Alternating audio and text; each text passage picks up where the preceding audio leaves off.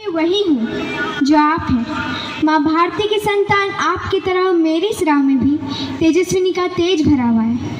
आज अपना परिचय इसीलिए दे रही हूँ क्योंकि प्रणाम करके परिचय देना हम भारतवासियों का परंपरा है।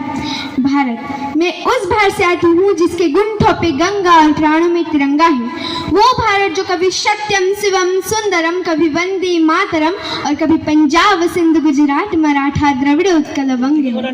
मैं उस भारत से आती हूँ जो विश्व को हित उपदेश और कर्म योग सिखाया लेकिन खुद कभी पराया नहीं सीख पाया।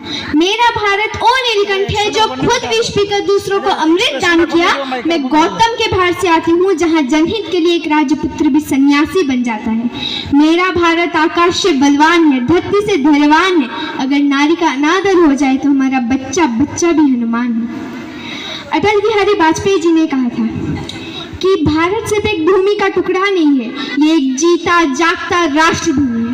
अटल जी ने कहा था कि बंधन की धरती अभिनंदन की धरती है, ये अर्पण की भूमि है, ये तर्पण की भूमि है। इसकी नदी नदी हमारे लिए गंगा है, इसका कंकड़ कंकड़ हमारे लिए शंकर है। हम जिएंगे तो इस भारत के लिए और मरेंगे तो इस भारत के लिए, और मरने के बाद भी गंगा जल में बहती हुई हमारी अस्थियों को कोई कान लगा के सुनेगा तो एक ही आवाज आएगी, भारत माता की जय।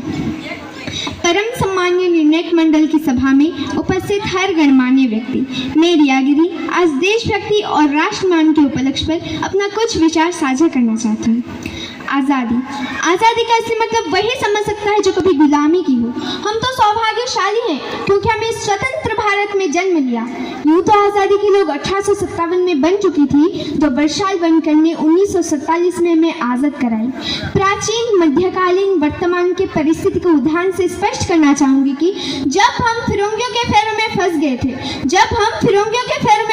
थे, तब रंग दे बसंती 16 की टोलों मंडाती थी और उनके वंदे मातरम के नारों से आने वाला 5-5 डिग्री का तूफान अंग्रेजी शासकों के जोड़ों में तूफान ला देता था। लोग मर जाते थे, मिट जाते थे, फांसी चढ़ जाते थे, क्योंकि ये उस दर की देशभक्ति की कसौटी थी। लेकिन विडंबना तो देखिए, महात्मा गांधी के मार्ग पर पूर्ण रूप से चलना हम आज तक नहीं सीख पाए। अब तो हमारा तिरंगा झंडा भी हमसे पूछने लगा है कि क्या बात है भारत, आजकल मैं फहराने से ज्यादा कफन में दफनाने की काम आ रही हूँ। महोदय, हृदय तो उस दिन फट गया जब एक बूढ़ी माँ अपने बेटे की चिड़ियों को देख के बोली कि साहब, आप तो धरती के 1 इंच भी कम नहीं लेते, मैं आधा शरीर कैसे ले लूं।